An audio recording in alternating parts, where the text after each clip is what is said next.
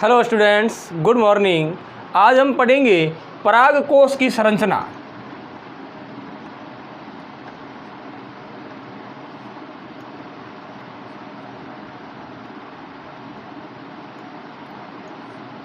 Structure of anther. देखिए, परागकोश पुंकेसर का एक भाग होता है। अब देखिए, इसमें परागकोश की बात करें तो सामान्यतः परागकोश जो होता है वो द्विपालित होता है, एक पाली और दो पाली, यानी कि कैसा होता है, द्विपालित बाइलोबेड। दूसरी बात यह है, परागकोश के अनुप्रस्थ काट में देखें तो प्रत्येक पाली के अंदर दो लघु बीजाणुधानियां होती हैं, यानी कि इसे द्विकोष्ठीय कहते हैं। द्विकोष्ठीय।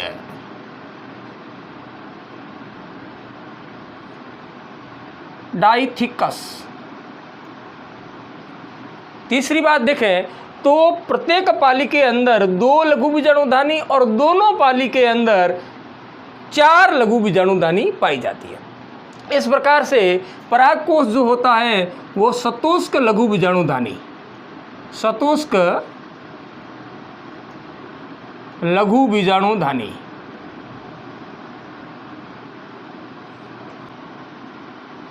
टेट्रास्पोरेंजिएट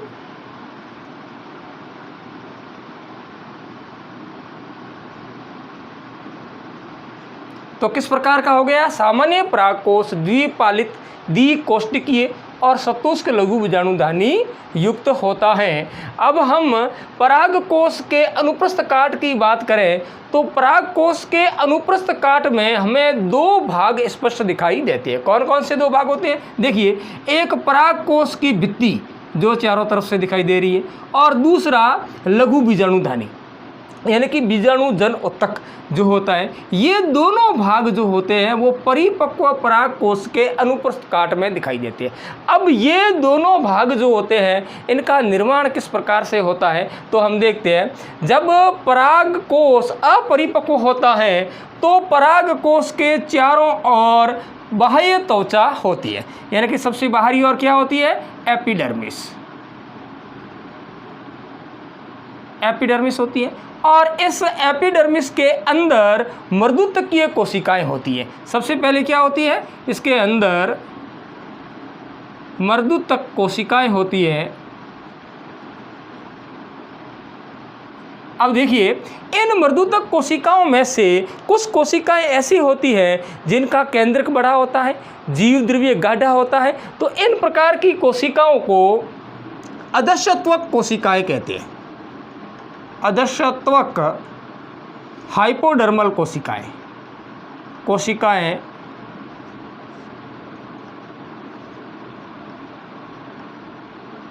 हाइपोडर्मल सेल्स कहा जाता है, ठीक है ना। अब ये कोशिकाएं जो होती हैं वो प्रपशु कोशिकाओं में रूपांतरित हो जाती हैं, बदल जाती है। कैसी कोशिकाओं में? ये जो गाढ़े जीवद्रव्य वाली कोशिकाएं होती हैं, जिन कोशिकाओं का केंद्रक बड़ा होता है, ये अदश्यत्वक कोशिकाएं जो होती हैं ये प्रपशु कोशिकाओं में बदल जाती है।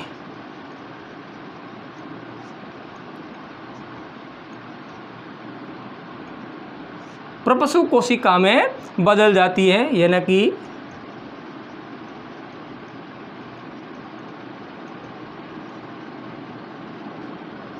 आरसी स्पोरियल सेल्स के अंदर बदल जाती है। अब यहाँ जो आरसी स्पोरियल सेल्स होती हैं इनके अंदर परिणत विभाजन होता है। परिणत विभाजन का मतलब तल के समतल विभाजन होता है। जब इसमें परिणत विभाजन होता है तो दो प्रकार की कोशिकाएं बनती हैं। जब इनमें परिणत विभाजन होता है तो दो प्रकार की कोशिकाएं बनती हैं, एक बाहर की ओर और एक अंदर की ओर। बाहर की ओर कोशिकाएं बनती हैं, उन्हें कहते हैं प्राथमिक द्वितीय कोशिकाएं, ठीक है ना। तो इसके अंदर किस प्रकार का विभाजन हुआ, परिणत विभाजन हुआ, परिणत विभाजन हुआ। और परिणत विभाजन के फलस्वरूप दो प्रकार की कोशिकाएं बनी। कौन कौन सी कोशिकाएं? एक नंबर कोशिकाएं जो होती है वो बाहर बनती है, इसे बोलते हैं प्राथमिक द्वितीय कोशिकाएं। प्राथमिक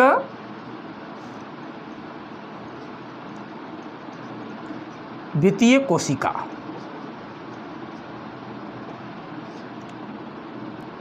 आउटर पैराइटल सेल।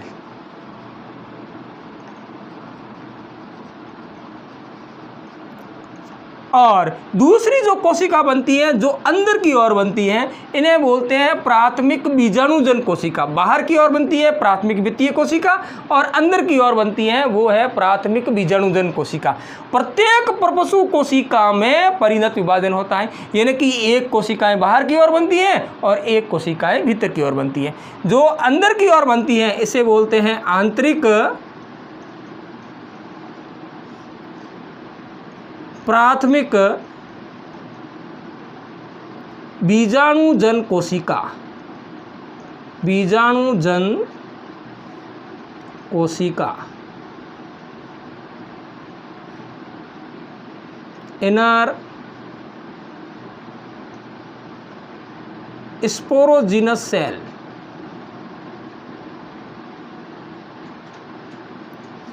तो ये दो प्रकार की कोशिकाएं बनती है।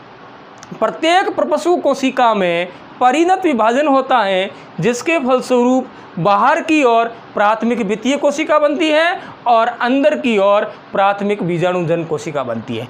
प्राथमिक वित्तीय कोशिका से परागकोश की भित्ति का निर्माण होता है। अब देखिए, परागकोश की भित्ति के अंदर सबसे बाहर की ओर बाह्य त्वचा पहले से बनी हुई होती है और प्राथमिक वित्तीय कोशिका से परागकोश भित्ति की 3 परतें बनती है। कौन कौन सी 3 परतें बनती हैं? देखिए, सबसे पहली परत बनती है 1 नंबर अंतःस्थिशियम,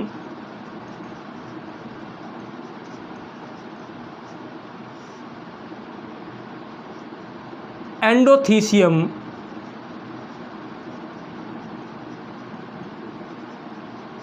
और दूसरी बनती है मध्य स्तर या मध्य परतें, इसे बोलते हैं मिडिल लेयर,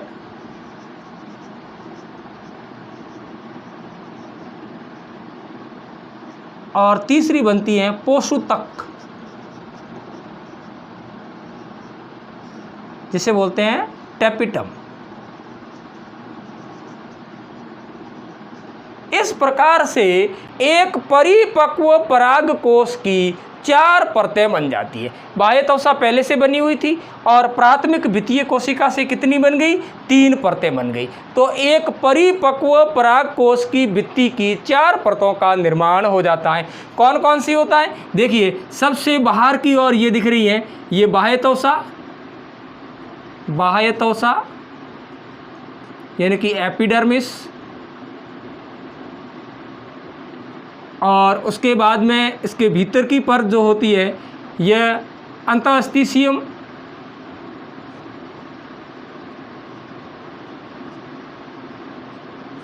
एंडोथीसियम,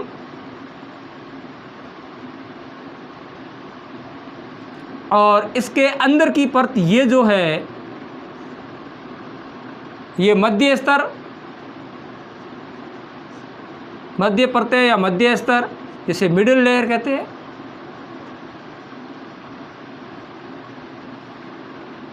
और सबसे भीतरी परत जो होती है वो होती है आपके पोषुतक या टेपिटम, पोषुतक जिसे बोलते हैं टेपेटम। इस प्रकार से प्राथमिक वित्तीय कोशिका से परागकोश की भित्ति का निर्माण हो जाता है। अब देखिए, दूसरी जो अंदर की ओर कोशिका बनती है वो होती है प्राथमिक बीजाणुजन कोशिका। प्राथमिक बीजाणुजन कोशिका के अंदर विभाजन होता है और इससे बनता है बीजाणुजन उत्तक। बीजाणुजन उत्तक, जिसे हम लघु बीजाणुधानी भी कह सकते हैं। और इस लघु बीजाणुधानी के अंदर जितनी भी कोशिकाएं होती हैं उन कोशिकाएं वृद्धि करके लघु बीजाणु मात्र कोशिकाओं में बदल जाती हैं। जब लघु बीजाणु मात्र कोशिकाएं होती हैं तब परागकोश भित्ति के अंदर मध्य स्तर ही बना होता है, पोषुतक होता है, टेपिटम जो होता है वो नहीं बनता। क्यों? क्योंकि लघु बीजाणु मात्र कोशिकाओं को पोषण प्रदान करती हैं मध्य स्तर की परतें। ये बीजाणुजन कोशिकाओं को पोषण प्रदान करती है। इसी प्रकार से जब लघु बीजाणु मात्र कोशिका यानी कि बीजाणु जन उत्तक की जो कोशिकाएं होती हैं, जो वृद्धि करके लघु बीजाणु मात्र कोशिकाओं में बदल जाती है, और इन लघु बीजाणु मात्र कोशिकाओं में जब अर्धसूत्री विभाजन होता है तो 4 पुत्री कोशिकाएं बनती हैं, यानी कि 4 लघु बीजाणु बनते हैं। ये 4 लघु बीजाणु कैलोज एंजाइम की द्वारा जुड़े हुए होते हैं, यानी कि सतुष्क के रूप में होते हैं, तो इनको पोषण प्रदान करती हैं टेपेटम। तो जैसे ही लघु बीजाणुओं का निर्माण होता है तब ये टेपेटम बनती हैं। इससे पहले मध्य स्तर होता है। मध्य स्तर जो होता है वो बीजाणु जन उत्तक की कोशिकाओं को पोषण प्रदान करता है, और टेपेटम जो होता है वो लघु बीजाणुओं को पोषण प्रदान करता है। टेपेटम का विकास लघु बीजाणु बनने पर होता है, इससे पहले मध्य स्तर बना होता है। तो देखिए, बीजाणु जन उत्तक कोशिकाएं जो होती है, इनके अंदर सारी कोशिकाएं जो होती है वृद्धि करके क्या बनाएगी? लघु बीजाणु मात्र कोशिका। क्या बनाएगी? लघु बीजाणु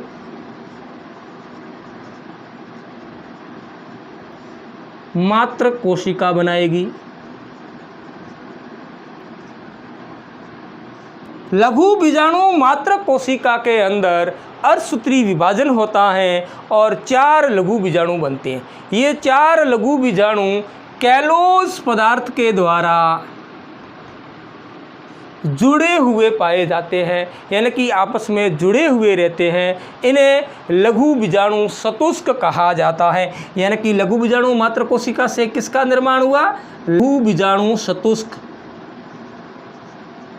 लघु बीजाणु सतुष्क माइक्रोस्पोर टेट्राड का निर्माण होता है। तो इस प्रकार से लघु बीजाणु सतुष्क बन जाते हैं और ये कैलोज के द्वारा लघु बीजाणु जुड़े हुए होते हैं। जब ये कैलोज विघटित होता है तब ये चारों लघु बीजाणु अलग हो जाते हैं। तो इस प्रकार से लघु बीजाणुओं का निर्माण हो गया। जब लघु बीजाणु सतुष्क बनते हैं तब टेपेटम का विकास पूर्ण रूप से हो जाता है, और इससे पहले जब लघु बीजाणु मात्र कोशिकाएं होती हैं तब पराग कोश की भित्ति के अंदर मध्य स्तर ही बना होता है। टेपेटम लघु बीजाणुओं के बनने के बाद में पूर्ण रूप से विकसित होता है। एक बार दोबारा देख लीजिए, पूरा समझ में आ जाएगा। देखिए, पराग कोश की प्रारंभिक अवस्था के अंदर पराग कोश के चारों ओर बाह्य त्वचा घिरी हुई होती है और उसके अंदर मर्दुतकीय कोशिकाएं होती हैं। इन मर्दुतकीय कोशिकाओं को में से कुछ कोशिकाएं ऐसी होती हैं जिनमें केंद्रक बड़ा होता है और जीव द्रव्य संघन होता है। इन कोशिकाओं को अधश्चत्वक कोशिकाएं या हाइपोडर्मल सेल्स कहा जाता है।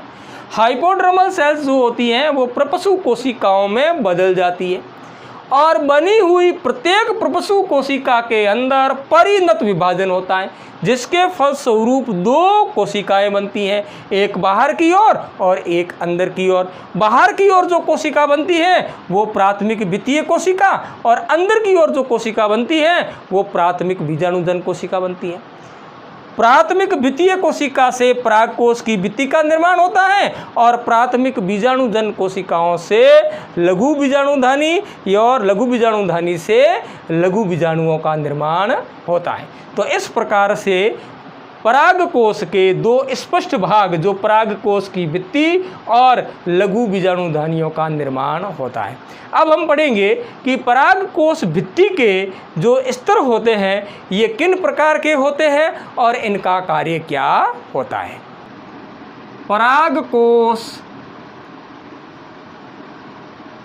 परिवर्धन के फलस्वरूप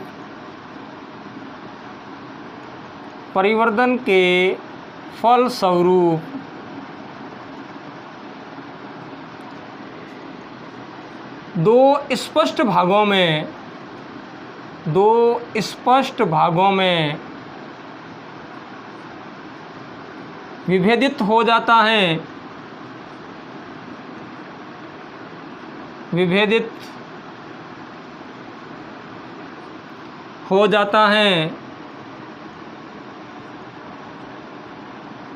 नंबर 1 परागकोश भित्ति,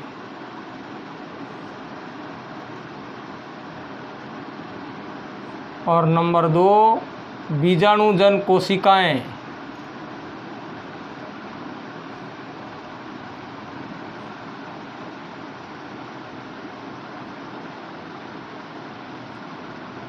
जब परागकोश का परिवर्धन होता है तो परागकोश से 2 भाग स्पष्ट रूप से दिखाई देते हैं। कौन सा? एक परागकोश की भित्ति और दूसरा बीजाणुजन कोशिकाएं यानी कि लघु बीजाणु दानियाँ।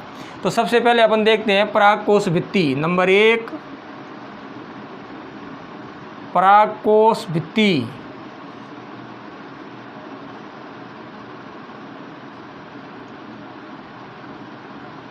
Anther wall. देखिए परागकोश भित्ति का निर्माण, परागकोश भित्ति का निर्माण प्राथमिक भित्तीय कोशिका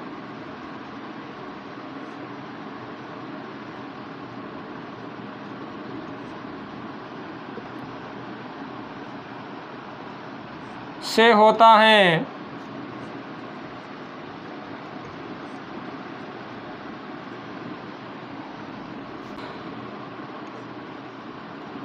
परिपक्व परागकोश भित्ति के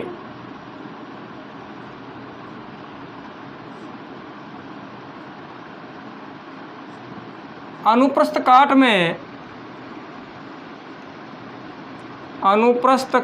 में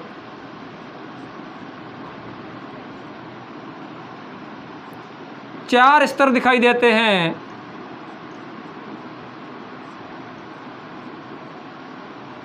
चार स्तर दिखाई देते हैं जो परिधि से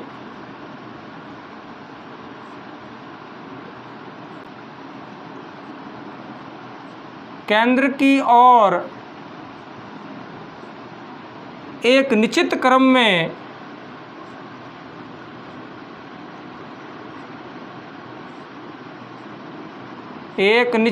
में व्यवस्थित होते हैं। व्यवस्थित होते हैं। ये स्तर निम्नानुसार हैं।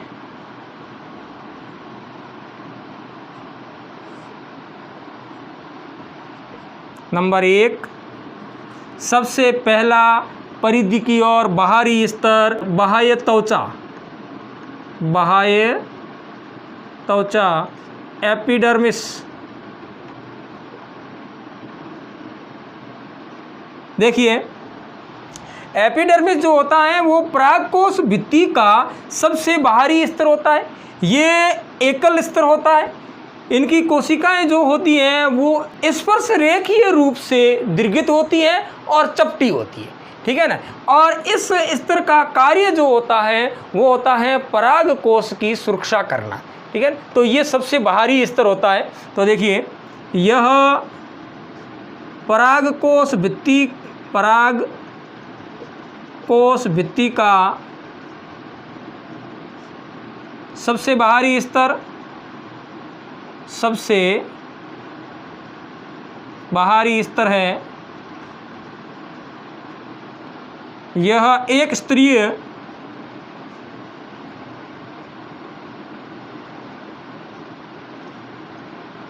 व इसकी कोशिकाएं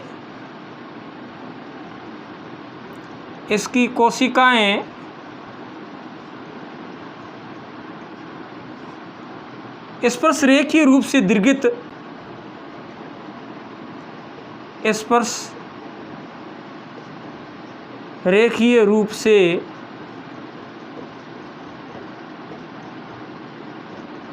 दीर्घित व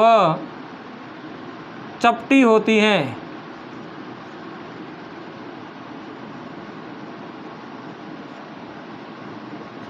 इसका कार्य क्या है? इसका कार्य है परागकोश की सुरक्षा करना, परागकोश की सुरक्षा करना। अब देखिए दूसरी परत अंतःस्थिशियम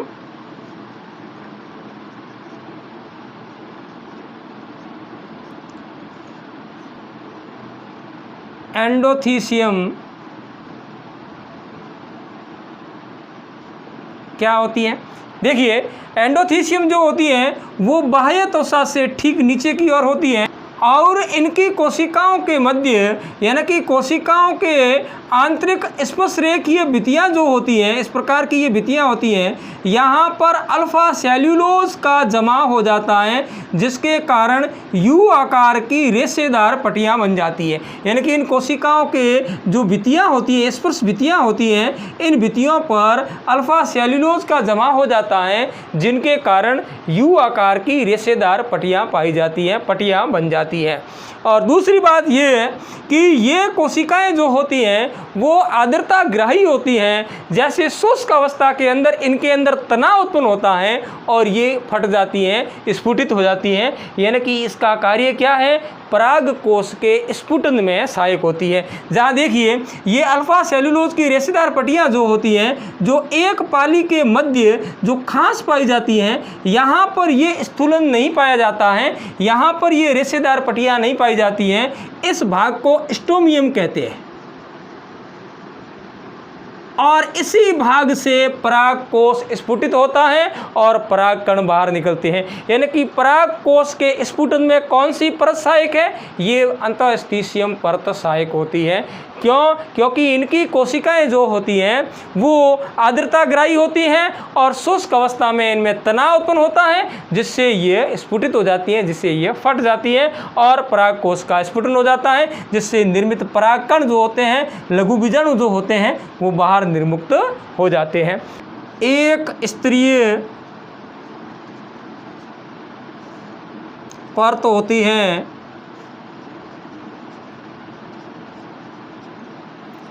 इसकी कोशिकाएं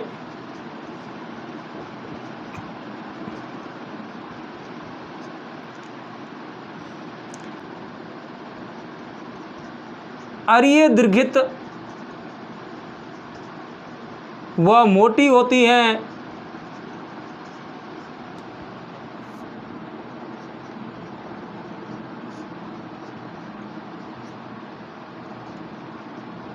इनमें सेल्यूलोज की रेशेदार पट्टियाँ पाई जाती हैं, रेशेदार पट्टियाँ पाई जाती हैं, पट्टियाँ पाई जाती हैं। कार्य परागकोश के स्फुटन में सहायक, पराग कोश के स्फुटन में सहायक। अब देखिए तीसरे नंबर पे जो परत होती है वो होती है मध्य स्तर। जैसे देखो यहाँ पर ये जो हो गई, ये हो गई बाह्य त्वचा, एपिडर्मिस, और दूसरी ये कोशिका स्तर हो गया, ये हो गया आपके अंतःस्थिशियम,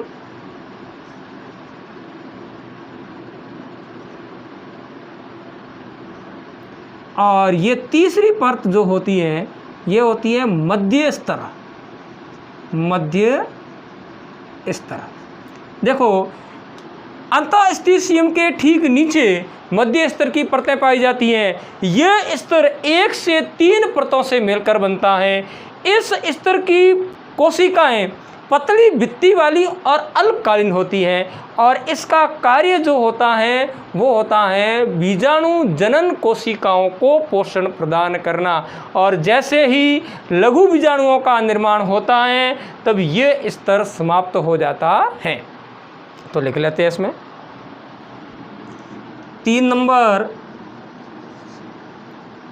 मध्य स्तर मिडल लेयर,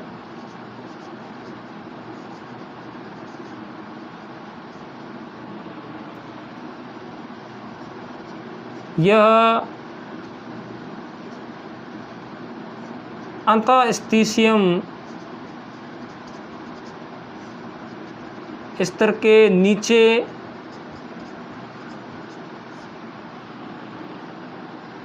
एक से 3 परतों से मिलकर बना होता है, से मिलकर बना होता है।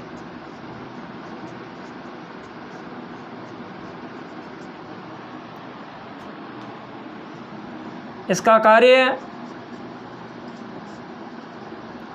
बीजाणु जन कोशिकाओं को पोषण प्रदान करना। बीजाणु जन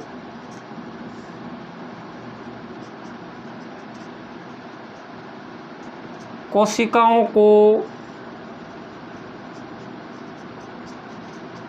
पोषण प्रदान करना। कार्य क्या है? बीजाणु जन कोशिकाओं को पोषण प्रदान करना। परागकोश भित्ति का 4 नंबर स्तर पोषूतक टैपेटम। देखिए, ये परागकोश भित्ति का सबसे आंतरिक स्तर होता है। इनकी कोशिकाएं जो होती हैं वो बड़ी होती हैं, सघन जीवद्र वाली होती हैं, बड़े केंद्रक वाली होती हैं, यानी कि इनके अंदर परिपक्व अवस्था में एक से अधिक केंद्रक भी हो सकते हैं। ये कोशिकाएं मुख्य रूप से लघु बीजाणुओं को पोषण प्रदान करती हैं। अब देखिए, इन कोशिकाओं के अंदर वसीय प्रवृत्ति की गोलाकार बूंदें पाई जाती हैं। इनको प्रोयूबिस्काय कहते हैं। प्रोयूबिस्काय, यूबिस्काय कहा जाता है। ये क्या है? ये गोलाकार संरचनाएं हैं जो वसीय प्रकृति की होती हैं, यानी कि वसा की छोटी छोटी संरचनाएं होती हैं जो इन कोशिकाओं के अंदर पाई जाती हैं। यह स्तर जो दिख रहा है आपको, यह स्तर जो है ये टैपेटम है, पोषूतक है, टैपेटम है। इनके अंदर ये गोलाकार संरचनाएं जो होती हैं वो प्रोयूबिस्काय कहलाती हैं। इसके अलावा इनके अंदर एक और पदार्थ का स्त्रावण होता है, इसे स्पोरोपोलेनिन बोलते हैं। स्पोरोपोलेनिन ये इस प्रकार का एक कठोर पदार्थ होता है जो सामान्य रासायनिक व भौतिक क्रियाओं के द्वारा विघटित नहीं होता। ये तेलीय पदार्थ और कैरोटीनॉइड्स पदार्थों से मिलकर बना होता है। प्रोयूबिस्काय के साथ में मिल जाता है तो इससे जो बनता है वो यूबिस्काय बनता है। क्या बनता है? यूबिस्काय। यूबिस्काय का निर्माण होता है और यूबिस्काय जो होता है वो पराग कणों की बाह्य चौल का निर्माण करता है। इस कारण पराग कण हजारों वर्षों तक सुरक्षित रह सकते हैं। यह परागकोश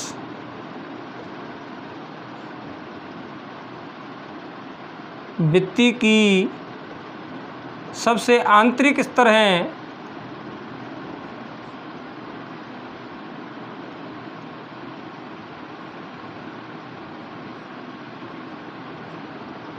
यह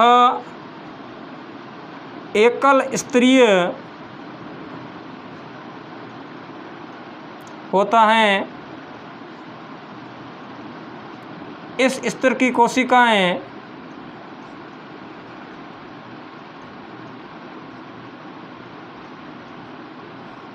सघन जीवद्र युक्त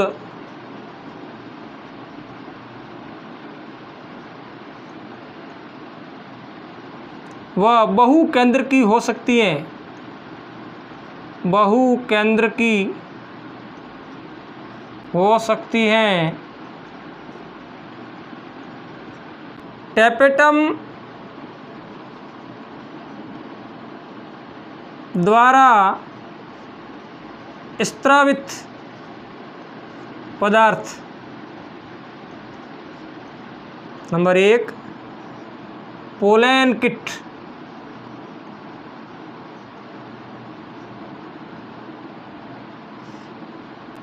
यह गाढ़ा चिपचिपा शर्करा युक्त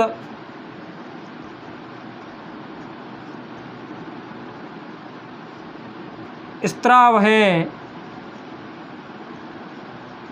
जो कीटों का पोषण है, जो कीटों का पोषण है।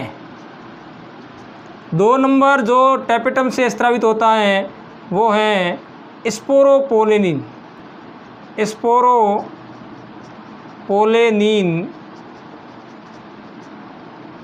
स्पोरोपोलेनिन यह कठोर पदार्थ है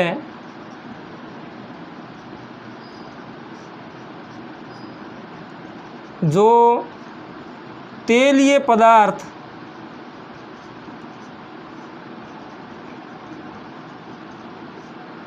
व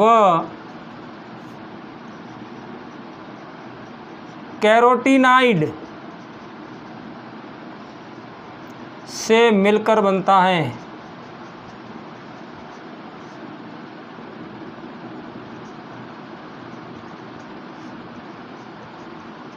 तेलीय पदार्थ व कैरोटीनाइड से मिलकर बनता है। 3 नंबर होता है वो है यूबीस्काय।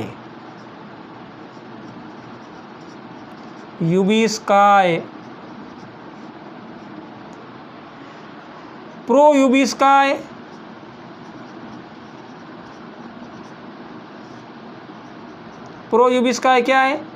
प्रोयूबिस्काय इनके अंदर पाई जाने वाली वसीय प्रकृति की गोलाकार संरचनाएं प्रोयूबिस्काय प्लस स्पोरोपोलेनिन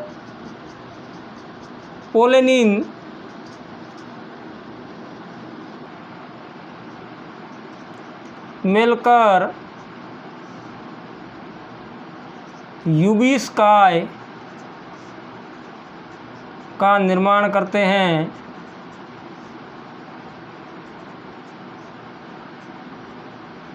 जो पराग कणों के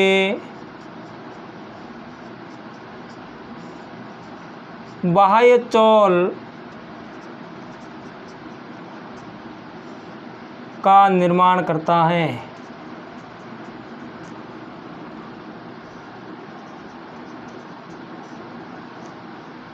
चार नंबर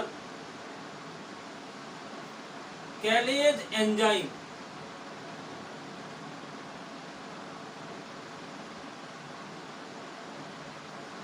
कैलेज एंजाइम कैलोज का विघटन करता है। इस कैलोज के द्वारा लघु बीजाणु सतुष्क जुड़ा हुआ रहता है।